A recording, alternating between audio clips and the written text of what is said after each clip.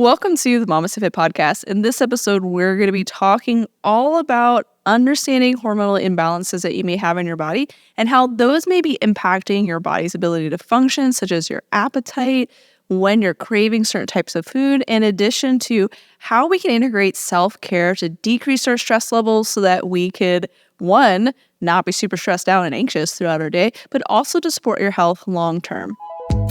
Welcome to the MamasteFit Podcast. This is Gina, perinatal fitness trainer and birth doula. And I'm Roxanne, labor and delivery nurse and student midwife. And this is the MamasteFit Podcast, where we empower you on your prenatal fitness, birth, and postpartum return to fitness journey. Our podcast shares how to move throughout your pregnancy to stay strong and comfortable, because pain is not a requirement of pregnancy. Understand the science of birth and how to approach recovery after birth. We share our personal experience as mothers navigating this stage in our lives, plus our professional expertise as birth workers and fitness professionals. Our goal is to help you feel confident as you navigate the perinatal timeframe for an empowering pregnancy, positive birth, and postpartum journey. We are glad to have you with us on this journey and that you have chosen us to support you. Welcome to the MamasteFit Podcast. In this episode, we're going to be talking all about emotional eating, addressing hormone balances or imbalances that you may be having, knowing what tests you may want to consider getting. And we have Amber here who is going to be talking all about those topics because she is our new expert friend in this. And I'm really excited to learn what tests I should be asking my doctor for to help support me postpartum. We were just chatting about how I have a 7-month-old and my brain is a goldfish brain right now. How can she support her goldfish brain? So Amber, can you introduce yourself to our listeners who may or may not be familiar with you? Yeah, and thank you ladies for having me. My name is Amber Romaniuk. I'm an emotional eating, digestive, and hormone expert, and I've been coaching women all over the world for 12 years to claim what I call food and body freedom. And that is all around healing your relationship with food and making peace with your body, digging deep into understanding what's going on with your hormones, your gut, your blood sugar, and being able to step into this level of self-worth and really into the woman you've always dreamed of being. So I struggled with binge eating, food addiction, emotional eating, and the binge purge cycle for a few years in my early 20s, and it really put me through the ringer. And it was through the experience of healing it myself, ending the weight body battle, and then spending 5 years myself trying to balance my hormones and digestion and all the temporary damage I had caused through my self-sabotaging behaviors that really inspired me and called me into the work that I'm doing to this day.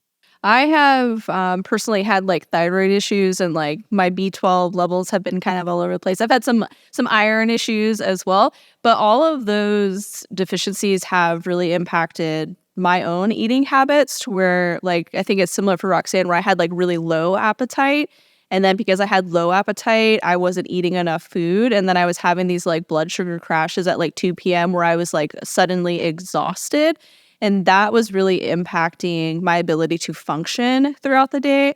In addition, the thyroid issues that I was having, I think contributed towards recurrent miscarriages as well. So it was impacting my fertility.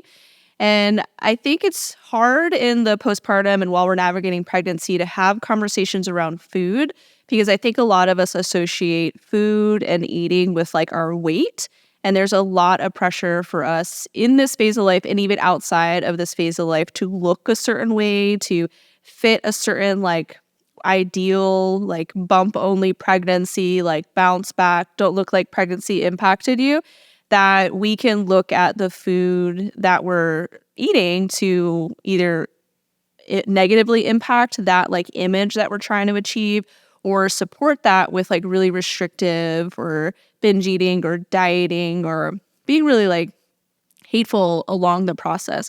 And so I think it's hard to have conversations around food without acknowledging that there are things that we may feel guilty or we may have these pressures on us to look a certain way physically, but it's important to understand that there's a lot more to our nourishment than just how many pounds or how much mass you have on your body. We also want to be looking at what is our nutritional balance. Most of us have nutrient deficiencies, and so it's important to know what those are and how they could impact our health overall, not just the way that we look. What are certain things that you commonly find are issues for moms, for women that are navigating this phase of life? What specific nutrients are you noticing that women are deficient in that they really should get checked for, and how is that impacting them? Yeah, 100%. So I think some of the biggest things that I see from a nutrient standpoint to then, transfer into testing is number one, women are not eating enough protein. They're not eating enough fat. 90% of the female population, in fact, in North America, has some form of body image issue or emotional relationship with food and has probably been conditioned that diets are the answer. So often women just in general are not eating enough because we've been conditioned into the eat less, exercise more to lose weight and keep it off. Now, of course, we know that's archaic. It's not healthy. It doesn't help us actually tune into our bodies or get the proper testing done and see what we actually need. And so that's the first biggest thing that I see is women are not getting enough protein. So from things like beef, bison, chicken, turkey, fish, or maybe you're more plant-based and you're getting it from beans and rice and hemp hearts and things like that. And being deficient in protein, of course, is going to contribute to deficiencies in iron potentially, as well as vitamin B12 and vitamin D. And this will have a significant impact on your mood and your energy. Vitamin D mimics a hormone-like substance. And if we have low vitamin D, we can have more chances of anxiety, almost feeling depressed, like not feeling like ourselves. B12 is the energy vitamin. So if that is low, you are going to feel tired. And I often don't just see a low B12. And then, of course, iron really contributes to your energy levels as well. And then I think we have also been conditioned that fats are bad, right? I know now I think it's starting to shift, but women are afraid of fat. Fat has a lot of calories. If I eat too much fat, I'll gain weight. I won't lose weight. I won't reach my goals. But good quality fats, including avocados, nuts and seeds, your egg yolks, your fatty fish, certain oils, coconut oil, butter, beef tallow, whatever suits your fancy, are very important to help regulate blood sugar, just like protein, help us feel satiated, and help ensure we have a good hormone balance because hormones are fatty-like substances. So I often see a lot of women not getting enough protein and fat. And like you were talking about, the blood sugar crash in the afternoon, the cravings for sugar and caffeine go up. And then they're deep into the chocolate or the chips or whatever, and then beating themselves up because they gave into something and made a poor choice. What's below some of these deficiencies, though, that I also see is a hormone imbalance called cortisol, which is your stress hormone. And I've yet to have a client that has not have a high or low cortisol. So it's predominantly the most common hormone imbalance I see that is not checked enough. And so when we have high or low cortisol, our bodies are in a constant fight or flight stress response. And if we're constantly in a stress response, we're going to burn through minerals more quickly, like iron, as well as things like your magnesium, your calcium, your electrolytes, and that can all make you feel more depleted and tired. And the other issue is we're going to also end up depleting our B12 because the body is burning through everything so much more quickly to try and bring you back to a state of balance, using things like your minerals and B12 to bring you back to rest and digest instead of fight or flight. And so this also fuels these deficiencies. And things like emotional eating, binge eating, negative self-talk, being really hard on yourself all the time, feeling like you have to be the be-all for everybody and everything, the people pleaser, the perfectionist, all these kinds of things can really burn us out, let alone, right, like now becoming a mom, postpartum, kids, a whole new lifestyle, a whole new experience. And so I think part of it is really starting to look at, no matter where you are on your journey right now, where are you on your priority list and what kind of relationship with food do you have? Because that's really going to start to give you a lot of insight into some of the potential nutrient deficiencies, if you're not eating enough, and as well some of these stressors that could be fueling some of the hormone imbalances. Absolutely. I am a chronically stressed person. I like to do a lot of things, and my B12 levels are very low. So I'm not shocked. I am not shocked. I have been trying to do more things to help lower my stress levels. Like I've been coloring and doing puzzles and doing like mindful activities that don't require a lot of mental energy on my part. And my husband has even commented that it seems like I am more relaxed. And so he prioritizes me the opportunity to do these activities because he's like, I know when you do them, you are more relaxed because it's giving you something to just kind of turn off and like go into your rest and digest. And he's like, I know it's really beneficial for you. Because usually when I hear self-care, I hear go get a massage, go get your nails done, which are both things that I do. Like go do this like spa appointment for just yourself. But that's not always accessible to do daily. Like I can't get a massage every day. I would love to. But one, I don't have the time nor the finances to afford that. Like that would be a life of luxury that maybe one day I will have. Probably not. And so finding like these little things to help with our stress levels, I think are like super beneficial. But I'm sure there's a lot to our stress levels and those cortisol levels relating to the food that we are eating. Also, like if we are not eating enough of certain types of foods, then our body's going to be in a state of stress as well. Like if you're not eating enough, you're probably increasing your cortisol. Is that true or did I just make that up? No, you're so right. So for not eating enough, you're putting your body into a stress response. The hunger signal thing you mentioned earlier where you weren't hungry because your thyroid was off, I see this so often, and we think because we're not hungry, we shouldn't eat. And that will put us into a heightened stress response if we're skipping breakfast, potentially skipping lunch, not waiting until later in the day to eat. And this will shut your hunger signal off more. And I'm happy to explain the whole thyroid hunger signal connection if you want to go into it, because I really struggle with breakfast eating. It's something that I have really been trying to be better about.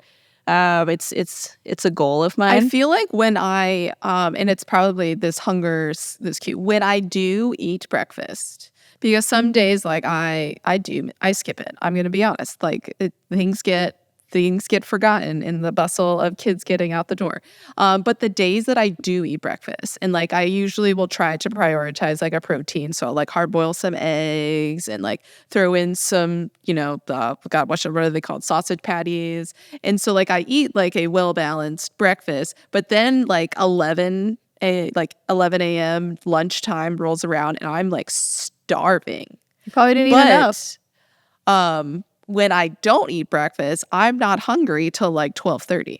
Yeah. So explain it to us because we would love to learn more.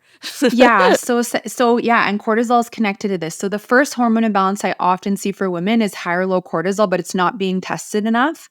And the ranges are too big. And insurances won't cover it. Like the insurances will not pay for cortisol a lot of the time. So if it's not financially accessible, like you have to really justify covering it because we've ordered it and the person was billed. Yeah. Yeah, which is not okay. And we have every right to know what's going on in our body and should be covered by insurance. And this is where, side note, we have to start getting into the conversation around starting to normalize and being willing to potentially spend, $30, $40, $50 to go get that cortisol tested. What other things are you spending money on, like your daily Starbucks habit, your Netflix subscription, that you could save some money that month and go and get it tested? It's so important because your cortisol is your stress hormone. Your brain senses the stress. There is some communication between the pituitary and hypothalamus in the brain to your adrenals saying we're stressed.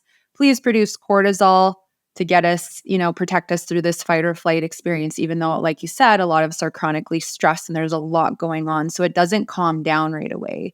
And then what ends up happening is a lot of women, in fact, women are 8 times more likely to have a thyroid issue than men, and 65% of those imbalances go undetected, partially because we don't know what test to ask for. And also the thyroid ranges are way too big. And I'll talk more about that right away if you want me to. But anyways, so our brain is overstimulated.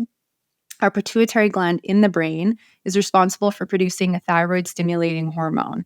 And so if the pituitary is overstimulated because you're in too much of a stress response and the cortisol isn't being dealt with, your TSH, thyroid stimulating hormone, goes up. And if we have too much of that in the bloodstream, it starts to have a significant impact on our metabolism. And that's one of the things that starts to suppress our hunger signal. And then if we skip the meals and don't eat, and I get it, sometimes it's like life is happening. What happens is we further suppress that metabolism, that hunger signal. So when our TSH goes up and the thyroid starts to get a little bit more sluggish, it's hard for the stomach and the brain to properly communicate to produce what's called ghrelin, which is your hunger hormone that makes you hungry. It's produced to give you the stomach growl and that signal it's time to eat. And then sometimes we can struggle to also produce enough leptin, which is the hunger hormone that makes us full. And or for some women, they can't produce enough of it and they feel like they could just eat and eat and eat and never feel satiated. So part of it is that TSH gets too high. Now the ranges are like 0.5 to 6. In the States, I think it's 0.5 to 5. The problem with this is most women are hypothyroid, which is a sluggish underactive thyroid, above 1.75. So as an example, I have hypothyroid. It's very well managed. However, if I go above 1.75 with my TSH because my cortisol gets too high, I'm instantly constipated. My hunger signal disappears. I don't even have to be a 3 or a 4 or a 5. So most women are being overlooked with these issues because whomever they're seeing is going, oh yeah, your TSH is fine. You're in the normal range, when it's way too big.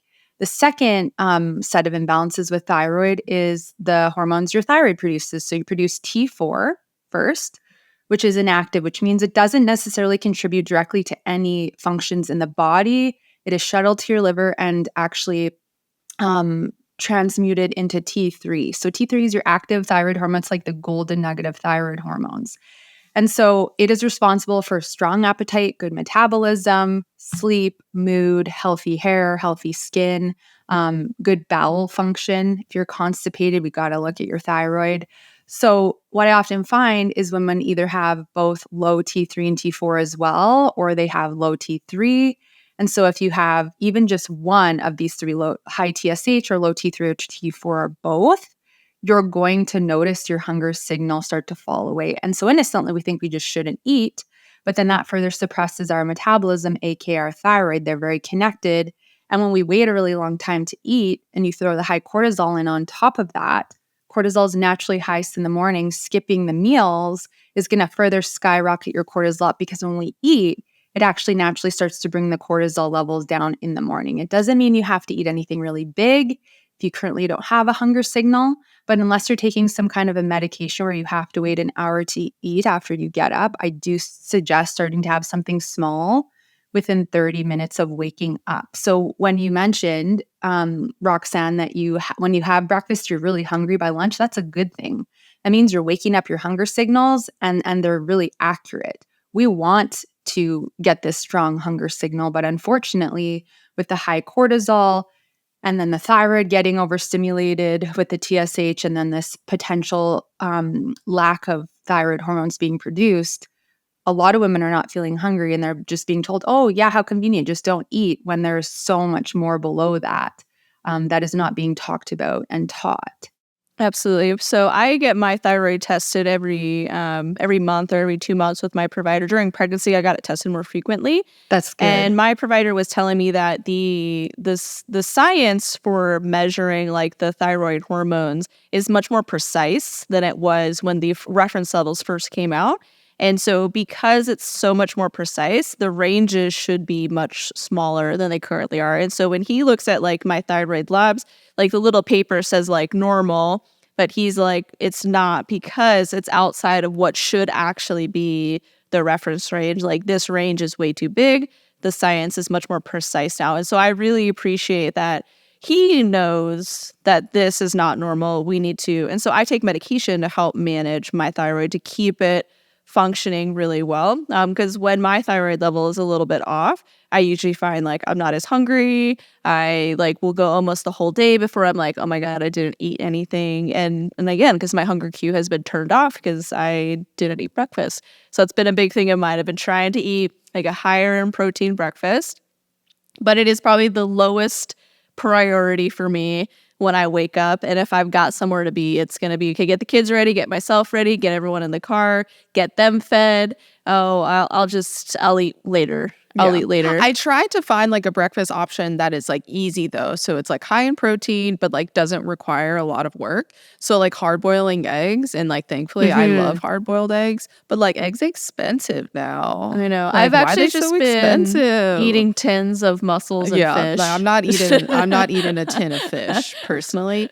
So like I've been doing like the oats, overnight oats, like that are like high in protein. That's like easy because I can just literally grab it from my fridge and then drink it while I'm dropping my kids off. But like that takes effort because I have to remember to do it the night before, which is what I'm currently forgetting to do, is put it in the fridge the night before. It also requires me to have milk, and my kids are like little milk bottles where they are endlessly drinking all of the milk that I buy.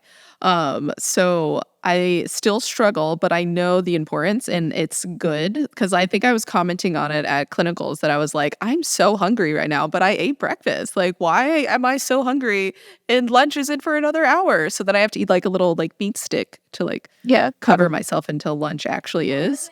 But it's good to know it's good. Are there like symptoms that someone could take a peek at their body to kind of know that their cortisol levels are maybe off, or maybe they should seek out some additional testing from their provider? Like, what are some things that would let someone know that something's off? Because normally when I go to the doctor, they're like, you're super healthy, like you work out and you eat food at some point in your life, like, and I'm like, yeah, I'm super healthy. And then they do my lab work and they're like, your thyroid is doing crazy stuff. And I'm like, am I super healthy? Like, do I have issues that I need to address? So what are some signs that people can be looking for to know that their eating habits may be negatively impacting their health? Yeah, 100%. So brain fog, fatigue, or exhaustion. Either you're not hungry or you're ravenous, and no matter what you eat, you're not satiated or satisfied. Anxiety, weight gain, especially around the abdomen that you can't lose at any point. Troubles falling asleep or waking in the night. Afternoon energy lulls, blood sugar crashes, increased cravings for refined sugar and refined salt. I find often with cortisol, you do end up more hungry because you have an increased appetite level because your blood sugar is all over the place. And you're also more tired. And when we're more fatigued, unless we have a thyroid thing going on, we tend to actually overproduce ghrelin, which is that hunger hormone that makes you hungry, and less leptin that makes you full. So you just don't feel satiated. So a lot of women just describe to me, I feel like I have a hollow leg and I could just keep eating. With cortisol, it has a significant impact on our sex hormones, progesterone and estrogen. And so I often find women will have more PMS symptoms, potentially more PMDD, more moodiness, cravings, increased appetite before their cycle. That's more than just a slight increase because your metabolism increases in your luteal phase. And then they're either not getting their period regularly, their cycle is like 1 to 3 days, which is a sign of low progesterone or low progesterone and estrogen. Because if our cortisol is high, we actually produce some of it in the adrenals, but that material that needs to be taken to produce progesterone gets converted into cortisol if you're in a stress state. And then if your cortisol is high, you're often more puffy, more inflamed, retaining more water, whether it's the face, the body.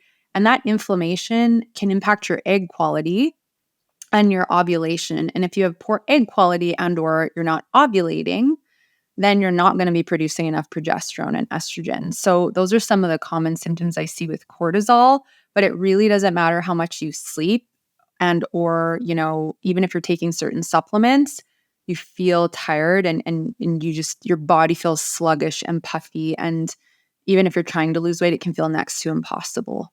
Let's take a break from this episode to talk about our podcast sponsor, Needed. Needed is a nutrition company that specializes in optimizing nourishment for the perinatal timeframe, and they just released a study that demonstrated how high quality their prenatal vitamin is in comparison to other ones. Women that were taking Needed's prenatal vitamin had higher levels of vitamin B6 and 12, selenium, vitamin D, vitamin K2, riboflavin. So a really big deal on the things that they were able to have higher levels of, because over 93% of us are nutrient deficient as we move into pregnancy. And so it's really important that we take a high quality vitamin. And Needed's prenatal vitamin was what Roxanne and I personally took throughout our pregnancies. I'm currently taking now in the postpartum as well, because your nutritional needs postpartum are also still very elevated. And what's really great about the study that they are doing is they are specifically studying women's health, which is something that is not highly prioritized within research. And it's really a disservice to women that we don't have more information on what we need during pregnancy and what we need postpartum and what supplements and products are going to help to support us the best. Some of the current recommendations for prenatal nutrition are actually based on studies that only had men within them. And so the fact that Needed is taking the time to do this quality study to really look at how these supplements are supporting us is a huge thing for me and something that I'm a huge fan of. So if you want to check out Needed, head to thisisneeded.com. Check out their prenatal vitamin. It's one of my favorite products, one that I currently use now. Roxanne uses it. Our mom is actually using it because it can be really beneficial for menopause as well. And you can use our code MamasteFit Pod to get 20% off your order. Do you find that postpartum mom. So as you're listing off all these symptoms, I'm like, well, I just feel tired all the time because I got a baby that wakes me up. What would the difference for you be that this is probably just like a temporary lifestyle thing for you versus like you need to seek help? Or is like postpartum just a higher level of stress because of all the additional demands of like a new baby where you're not sleeping as much, you may not be prioritizing yourself as much? So I don't know if you notice that there's a correlation between the two. Are they like two separate things where like there's a certain level of fatigue that's normal versus like not? Yeah, with such a big change, you're going to have fatigue because of the changes with sleep, the changes with your body. Now you have a newborn to tend to. I think, where we want to be mindful is the exhaustion something that keeps getting worse and worse and worse, right? Are you ending up in postpartum depression, which is largely a sign of the thyroid has gone way off, right? Are you having anxiety? Like, is there anything you were maybe feeling before you gave birth that is now extremely heightened to the point where it's significantly impacting your mood and your day? Past, like, you know what? I've been up more, obviously. So I think part of that is trusting your gut and trusting your body. And I think women are so intelligent and that they will tune into that and go, something feels off. I think I need to take further steps. I also think it's extremely important for women once they have their babies within 6 to 8 weeks to go and get their thyroid tested, go get your cortisol tested. Like I said, we've got to normalize starting to prioritize investing a little bit in ourselves because the medical system is not properly supporting women to get these answers. So I think even though there's a big lifestyle change, it's important to see what's going on with these hormones. And if your thyroid has gone drastically off, or maybe your blood sugar markers have gone drastically off, and you need to, do some certain things to help bring that around, or even to support your cortisol. Like there's things that you can take, even if you're breastfeeding, that are going to help take some of the edge off of this maybe newer fight or flight or stress or fatigue that you're feeling. So I think if it's really extreme, it's extremely important to go and get testing done and have further investigation done. But I would just say we need to normalize making sure that you're doing this, let's say like 2 months, unless you have a thyroid issue, maybe it's a bit sooner, and getting these tests done on a regular for a little while once you have baby. For me, during my pregnancy, I was having some like serious anxiety where it was causing a lot of like insomnia, like I couldn't sleep. I was just like having trouble breathing, where I was like just so panicked. And I ended up getting my iron levels tested when I was like 28 weeks or something, and they were like super low. And I was like, oh gosh. And then I was like Googling, like I was like on a Reddit forum, and folks were saying like, yeah, when your iron levels are super low, it impacts like your feel-good hormones and your body's ability to like produce those. And you can be super anxious because your levels, like it was like impending doom type feeling of anxiety. And so for me, I was like, this is different than my normal level of worry that I have. Like this is a lot. And so it was interesting that it correlated with like super low iron levels for me, but it wasn't something that I felt like had ever been voiced to me before of like, oh, you're feeling super anxious. We should test your iron levels, or we should do some testing to see, is there something going on that is impacting your mood, that it's not always a mental health disorder. Like maybe it's a deficiency where it's impacting my body's ability to like process certain things. Have you noticed a trend with that as well? And I think based on the conversation so far, yes, where someone's underlying like nutrition issues are maybe contributing towards or presenting as like a mental health issue. Yeah, so part of it's nutrient deficiency for sure. And then the other thing though that I see is the habits and behaviors that women are in where they were potentially already really depleted before they got pregnant, or they already had anxiety, or they were already exhausted. And this constant pushing, people pleasing, perfection, binging and restricting, fighting with the body and the weight is going to put you into a depleted state, regardless of how well or not you're eating. And then on top of that, if you're hopping from one diet to the next, or like I said earlier, you're not getting enough protein, you're not getting enough fat, or your gut isn't working properly, your digestion is a mess, you're bloated all the time, you're constipated, loose stools, you're not going to absorb your nutrients properly anyway. So I think it's extremely important that we look at the nutrition, that we test the hormones. Of course, we look at gut absorption, but we have to look at the habits and behaviors that are really the roots of these deficiencies. Because if your body is constantly stressed, you're going to burn through your iron and your B12 more quickly. You're going to be more likely to have higher or lower cortisol and potentially hypothyroid, low progesterone, things like that. And so while nutrition is very important, I'm just such an advocate for habits and behaviors, even if it's small changes, like you said earlier, like doing the puzzles, the coloring.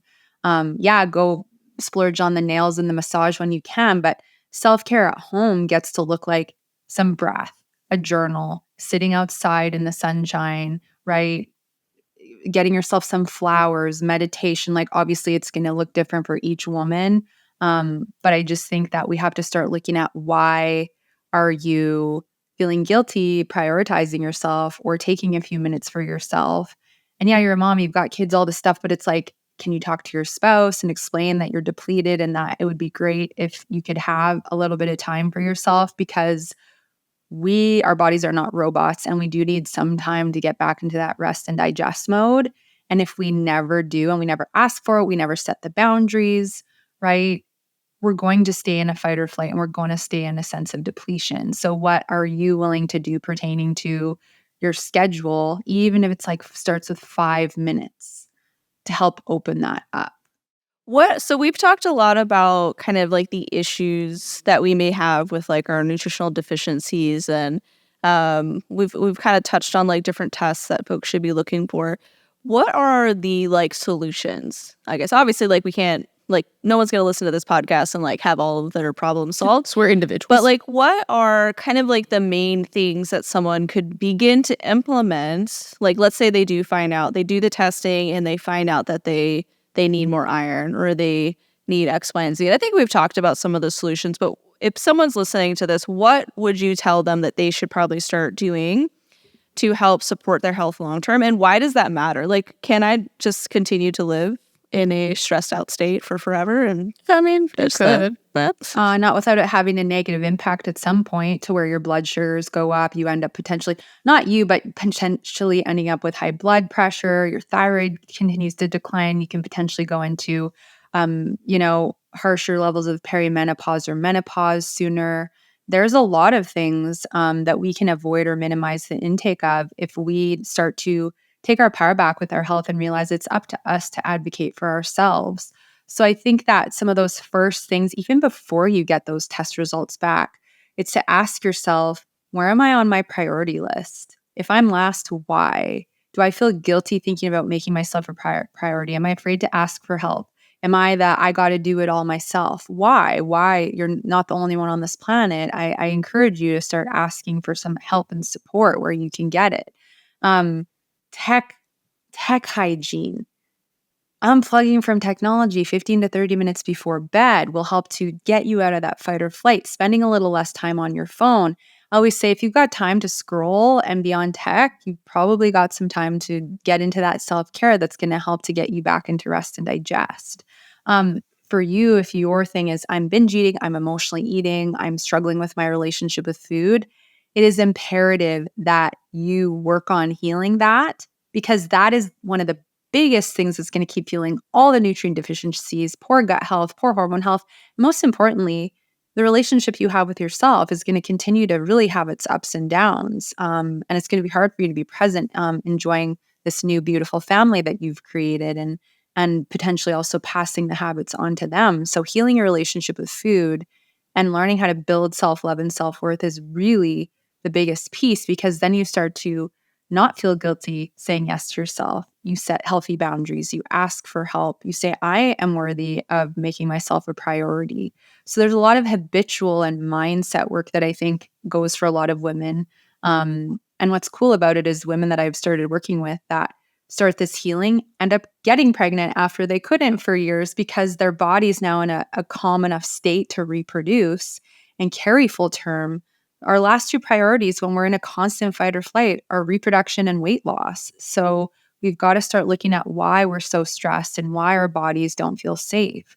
I think for you, if your biggest thing is you don't have time to eat, are you able sometime on the weekend to like prep those overnight oats and do a whole batch on the weekend? Or like once your kids are old enough, maybe they can start to help you. Or I love the hard boiled eggs, just having these things that you can grab and go to help make sure that you're not missing meals very often and that you're getting your nourishment to help with your hormones.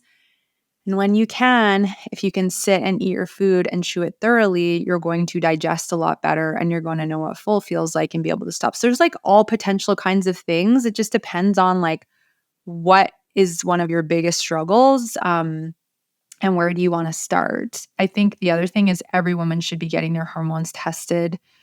Age doesn't matter to me. Once you hit 20, 21, I've seen women from there to their 80s with hormone imbalances. So go and ask your doctor, hey, I want these things done. And if they're not willing to do it, find somebody else. We've got to advocate more for ourselves if we're not getting the answers. And when we've got to stop taking no for an excusable reason why we shouldn't have the right to know what's going on in our bodies. Absolutely. I think the other aspect of getting things tested is to also have a provider or practitioner that is helping you to understand the results. Yes. And to help you figure out a path forward. Because you can get all the lab work done, but if your provider is not helping you understand it, it doesn't really matter at that point. Because like, I don't know what these numbers mean. Like they all say normal, it must be fine. And then when I sit down with my provider, he's like, actually, they're not normal. Like these are things that we're going to do. This is our plan of action to help correct it. Something that I have been like kind of fixated on since I became a mother is understanding my mortality and wanting to make decisions now that are going to impact my health span. Not just how long I live, but how long I'm going to live with a high quality of life. And one of the things that I know is going to be really impactful long term is managing my stress levels. And so eating breakfast, going to bed, and sleeping like a normal person. I have also been trying to limit my like scroll time or my time on my phone. So my husband and I are going to start to implement a day where we're just not really on our phones at all. Like we have them nearby in case anybody like needs to call us or anything. But I used to live like an on-call schedule where I always had to have my phone nearby. And then a lot of our business is online. So it's like really easy to get kind of sucked in to my device constantly. But I don't want to be like completely attached to my phone all of the time. And so I've also been trying to do a little bit of like tech hygiene where I'm being more mindful of how much I'm on my phone and limiting the scroll. And I think overall that's more beneficial for my stress level. So those are like some things that I've kind of been implementing because I know how important it is to manage my stress levels now because I think like my high levels of stress have impacted my thyroid health, which has impacted the function of so many other things within my system as well. So are you doing anything to help with your high stress? I do. So I also do puzzles and coloring because I like to copy Gina for everything that she does. But I've also started to like implement meditation. So I used to be really into yoga. Like I would go to yoga like every day pre-kids, like 60 to 90-minute classes like every day. And since kids, I just stopped going pretty much altogether. Like I went from every day to like once a month, maybe, if that. So I've started to try either just to go to yoga. So it's like I leave the house and go to yoga, or I've been doing some of our like YouTube classes with Casey online just to like do some sort of movement. And it's like a little bit, obviously, the aspect of like physical exercise. Obviously, like yoga is physically strenuous, but the most important aspect of it is the like meditation aspect of doing the movements like mindfully. And like forgetting about the fact that I have to go grocery shopping or that I need to plan my almost 6-year-old's birthday party or that I need to finish my assignments, or it's literally like I'm just in the present. And that has been really helpful for me the past. I mean, I've only done it for 2 weeks now, so it's nothing like life-changing yet, but it's been helpful for the past 2 weeks to do that. And that's like obviously not something that Gina like prefers, but it's something that I've been liking with coloring and puzzling. But coloring and puzzling is a little bit more harder for me with my kids because they love to use the markers and then leave the caps everywhere, and then they dry out, or they lose the puzzle pieces, and the stress of finishing a puzzle with like one missing piece, it's no longer a stress-free activity because then I'm just mad. Yeah. Something else for me that has been really helpful, and maybe you can implement this in your life, Because I copy everything you do. Is saying no to things. So even for me with like my own business and managing like my kids, like we do a lot of solo parenting. I'm homeschooling, like my oldest is, I have to say no to things, and I have to kind of prioritize my schedule and understand that I can't be everything for everyone. And that is really hard to do. And I also have to be the one that says no to myself, which is also really hard to do. And then rely on other people to ask for help when I need support. And so those are like other things that I've been really working on for myself, is when I can't do certain projects because I just don't have time to do it, because I am my own business owner, I am all that holds me back. It's really hard for me to feel comfortable and not have anxiety about that. And then also feeling like I'm letting our clients down, or I'm letting other people down because I can't reply to their message right away, or I don't respond to this email, or I don't create this content that they're asking for, is really challenging. And then asking for help, of being like, okay, I need more support in these areas of my life in order to be able to accomplish the things that I want, I feel like can also be fairly challenging too. Oh, for sure. Yeah. And especially when it comes to wanting to meet the needs of everybody, right? But it's like celebrating the fact that you're doing it. And then it's like one step at a time. And I think that's the biggest thing I can't bring home enough for women is baby steps, one step at a time. You're going to build these muscles of asking for help and like letting go. And yeah, you can't do and be everything you want in your business, but it's like trusting that it's enough, right? I can relate in different ways. And it's just like, you know what? No, I trust the timing. I trust it's enough. This is enough for my clients, my customers, my Instagram feed. And you're right. Like when we have to consider our longevity and our quality of life, there are going to be those no's sometimes, even to ourselves or our businesses. And it's just honoring that, because it's going to have a positive impact on those hormones and on your immunity and your nervous system and all of these things. And it starts, though, with implementing the habit of the yoga and meditation. 2 weeks is amazing. That's a huge win. You should celebrate yourself and like whatever it evolves into, because we just have to start somewhere. And I think that's the biggest thing for female health overall, regardless of what your goals are, what you're trying to focus on, is where do I even start? There's like so many different things that I could do. And then we just get overwhelmed and shut down and like nothing happens, right? So just pick one thing. It's like you struggle to drink enough water. Start with that, right? Or the tech thing, or like getting into the bit of meditation. It's just like pick one thing and start to build the habit, and then add a little more, rather than trying to go extreme and do a million things at once and then get overwhelmed and then nothing is working and you throw it all out the window. It's hard not to just be a perfectionist and do it all, though, which then obviously increases your cortisol, and then it's a downward spiral. Something else that has been helpful with like our self-care hobbies is we have like a group of friends that I have influenced to all get into them as well. And so we have like a group chat where we send pictures of like puzzles we've done or colorings that we've done, which has also been very motivating. And then we share like different supplies and stuff we find. But then it gets overwhelming because then I buy watercoloring stuff, and then I also buy some embroidery things and some crocheting kits. So our personalities, we go hard. When we take on things, we go hard. We go hard with the hobbies. When you say take on a hobby, we went to the hobbies. I dedicated a whole space in my house into the 40-foot deep hobby end instead of just slowly entering the shallow end. Well, I started slow, and then I was like off the deep end. Dove right in. So do you have any last advice for our listeners on how they can make these little changes to support their relationship with food, their relationship with themselves, with their long-term health? Obviously, this is a big ask. Give us your advice for our listeners. Yeah. Okay. I'm gonna give a little snippet of advice for each thing, like emotional eating, weight, hormones, etc., just because it'll help. So if you are the emotional eater or binge eater, the first most important piece of advice to start with that I can give to you is before you just reach to the food, start asking yourself, am I actually hungry, or is this emotional hunger? And if you're like, I have no idea, get your thyroid tested, right? But starting to ask yourself that question is going to blow your mind at how often we can be called to food for mindless reasons versus actual fuel and hunger.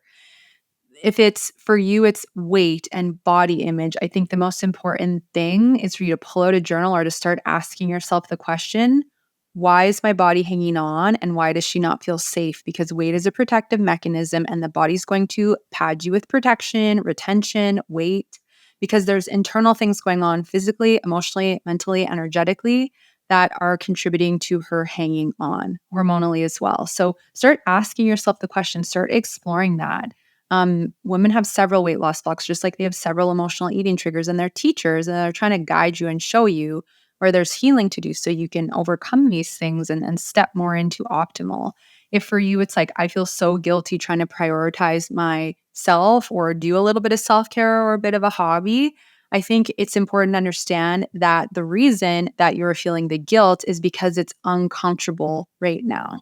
It's foreign. And the brain recognizes discomfort, specifically, it's called the amygdala, as a threat to our survival. So if you can understand that your brain is literally just trying to keep you alive, and that pull will shift as you go, you know what?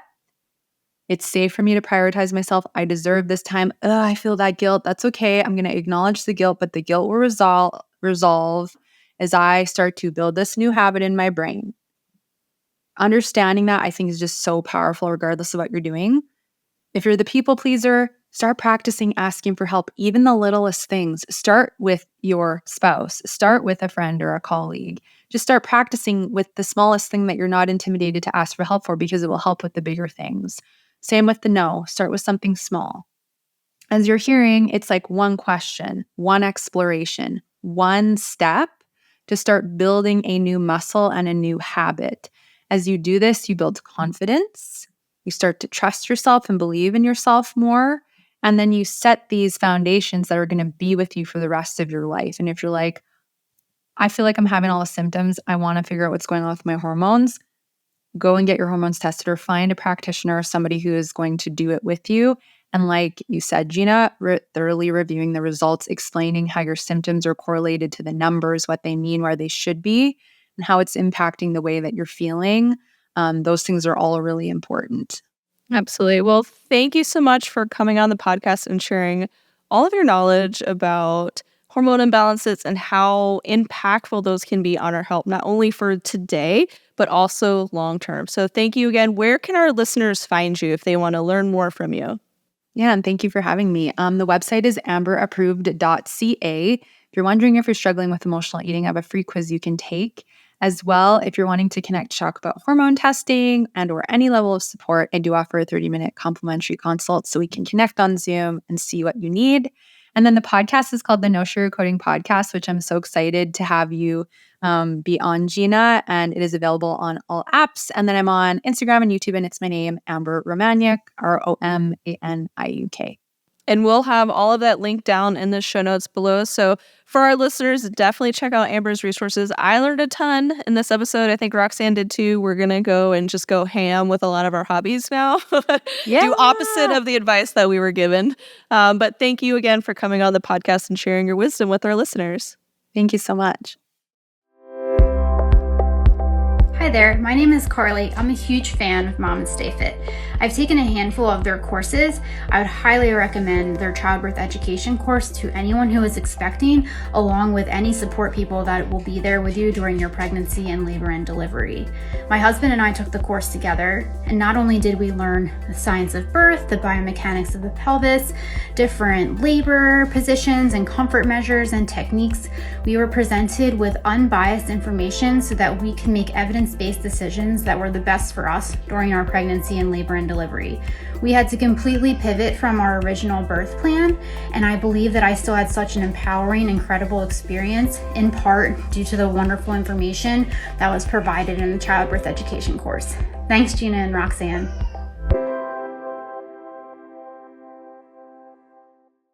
Thank you so much for listening to this episode all about understanding your hormonal imbalances, in addition to Roxanne and my favorite ways to implement self-care. If you want to copy them, I have an Amazon link with all my coloring supplies. My favorite puzzles are from Ebu. They're really high quality. And all of our yoga classes are also down below. Join our hobby club and do all of the hobbies immediately, dive super deep into it. But we do find it really important to have some sort of activity that you can do each day or most days of the week, because kids do get a say in your hobbies that you get to do. But just something small that you can do that's just for you, that is mindful, but doesn't require a whole ton of mental energy. For me personally, I find coloring to be really helpful. My kids join me in it, and I just kind of watch them like a hawk to make sure they put the caps back on, particularly my 2-year-old. With the puzzle, a little bit harder with the kids because I also just pieces randomly disappear. I don't know if maybe the puzzle company is not sending me all of the pieces, or if it's Let's blame it on the puzzle company. It's definitely not our children. So integrating a self-care activity each day can be super beneficial. And again, I'll link all my favorite coloring supplies down below in case you want me to influence you to join all my favorite hobbies. But if you want more support throughout your pregnancy and your postpartum outside of what hobbies you should be doing, check out our online prenatal fitness programs and our online childbirth education course, in addition to our postpartum fitness programs. Our prenatal and postpartum fitness programs help you to move confidently throughout this phase of life with intentional movements that we have designed from conception all the way through like the first year postpartum, so that you can feel good in your body as you navigate this phase. And how we move our body during pregnancy and the postpartum can also impact us long term as well. So if you're having pelvic floor issues now that we're not addressing, we're probably still going to have pelvic floor issues when we're old ladies as well. And having pelvic floor issues when you're old ladies can also really impact other things within your life, to include your quality of life. It increases your fall risk. And so exercising now is incredibly important, and managing your pelvic floor during this time frame is incredibly important as well, not just for now, but for the long term as well. You can check out all of our online courses on our website at MamasteFit.com and use code STORY10 to get 10% off any of our online offerings. And you can bundle a lot of them together to save an additional 15% off. And this podcast is sponsored by Needed. Needed is a nutrition company focused on the perinatal timeframe that we've both utilized. Our mom uses it. Like every friend that I know, I try to get on the Needed train. And if you want to try them out too, you can head to thisisneeded.com and use code MamastePod to get 20% off your first order.